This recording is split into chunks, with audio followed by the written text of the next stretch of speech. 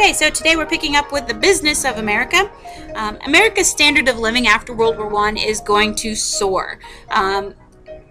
President Coolidge, who was president throughout some of the 20s, is basically said his government policies are to keep taxes down and business profits high. And so the goal of that is to keep government interference very small so that businesses can expand and private enterprise is going to flourish and do very, very well.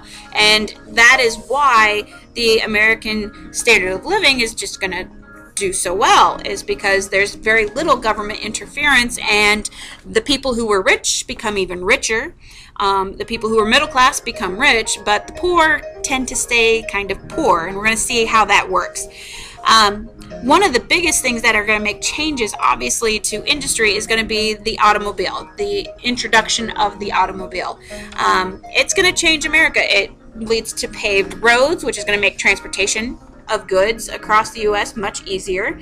Gas stations, repair shops, motels, shopping centers, all of these are going to increase the amount of jobs available and the variety of jobs available as well. But it also impacts just the way that we live. Our house styles will change. There will be a need for a garage and a driveway, which weren't needed before. People will have smaller lawns. Road conditions will change as well. You'll need traffic signals and tunnels to get from one place to another. So there's just a lot of impact that is happening because of this one invention. But the automobile itself is going to help liberate the American family, give them more freedom. They're able to travel to new places for shopping, for entertainment, to go on vacation. Women and the younger generation, the youth, are going to gain more independence, be able to be less reliant upon staying at home and able to travel and go places.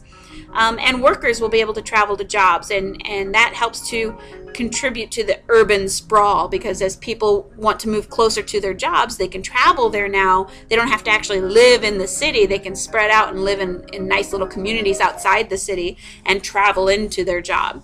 So that helps to contribute to even how our cities are made. The economy will be impacted by the automobile as well. The car industry will see cities like Akron, Ohio, and Detroit, Michigan be very centered on the auto industry, and that will impact those cities. It impacts it even today on car production. Oil-producing states like California and Texas will be impacted because people need more oil in order to get gasoline to run these wonderful automobiles. But the automobile, the car, will become this status symbol of how well we're doing, that everybody has at least one car, and so it shows the success of our free enterprise system, because people in Russia didn't have this. Remember, people in Russia were communist, and we wanted to highlight the differences of how we were so much better because of our system of economics versus them and their system of economics. So we really wanted to highlight that. Another industry that's going to take off during this time period is the airplane industry. Right after World War I, the airline industry basically became mail carriers for the government. But as more and more inventors came around and added to the plane and figured out, we could have passenger flights, and they weren't like huge airlines yet. It's like for 6 to 10 passengers. Really, there's not large airlines yet, but it's the birth of it. We start to see how they can use these airplanes for better purposes, and especially help out the economy. We also see a massive amount of inventions using electricity. All kinds of electrical conveniences will be invented. Factory use is going to help with the inventions because people could stay working longer because of electric lights. So you had more people putting in more hours and coming up with ways to change things and make life easier. The cities, for the most part, all had electricity, but it was no longer just restricted to the cities. It began going beyond that into the suburbs. But most farms are still not going to have electricity. My grandparents and even my parents, when they were first married, they didn't have electricity. And so it does take a little while before it eventually gets to the farms. Appliances, a lot of appliances will be created that are going to help, especially women in the home, like sewing machines and vacuums and radios and irons and refrigerators. All of these things are going to help make a housewife life a lot easier. And because she didn't have to do so much by hand and very labor intensive stuff, like you used to, if you didn't have a vacuum, you would have to actually pull up your carpet and take it out and beat the dust out of it and then put it back and sew it back into place.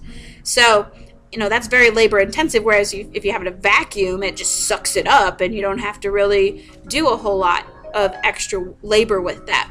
And so because housewives' lives are going to be easier, more women are going to look at maybe working outside the home, or if nothing else, becoming more involved in their community activities,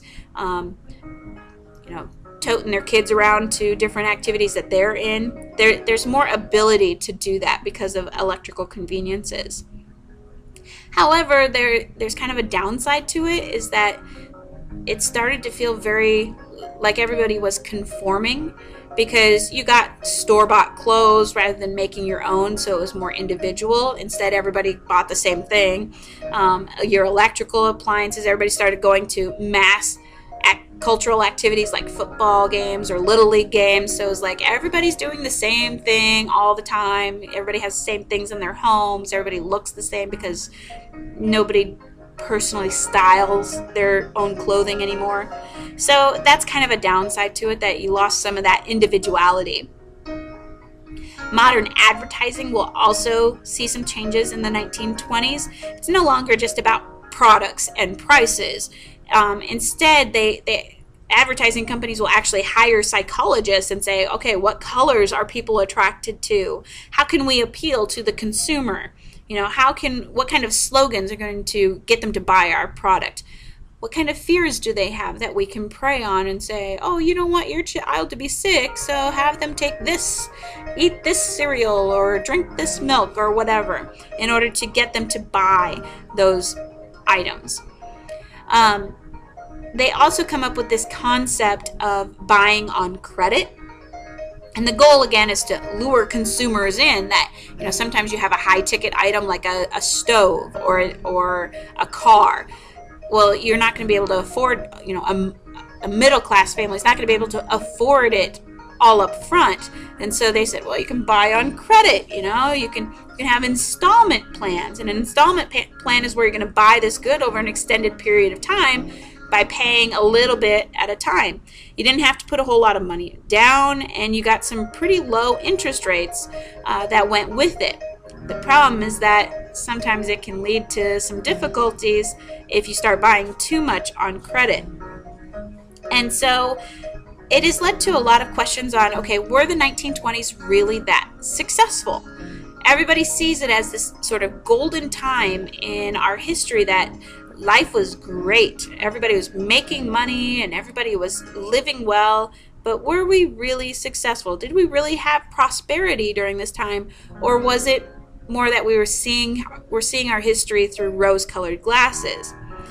Because the problem with this idea of prosperity is that, sure, there was increased prosperity, and because of that, we had business expansion. Businesses were growing and becoming bigger, and because of that, they're increasing their production.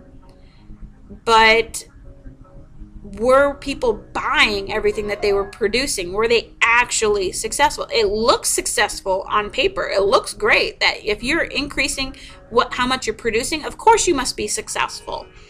But we do have some problem areas in the U.S. at this time. The iron industry, the railroad industry, farming, none of these were really doing that great. If you think about it, like the railroad industry is probably not going to be increasing their production because of the automobile. They have competition now. And so there's other methods for transporting goods. So they may not actually have been doing as well as they like to portray themselves. So all that fun stuff. Were we actually really successful? That's a question for debate. But like I said, we had three trends in the U.S. And the first one was that idea of getting back to normalcy and isolation.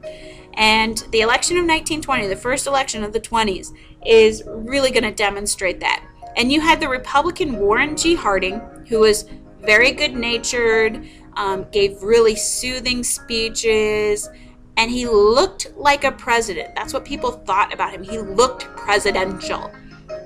And he had his running mate of Calvin Coolidge. And his platform, what he was running on, was a return to normalcy, pulling us back to where we were before World War I kind of destroyed our ideals and hopes.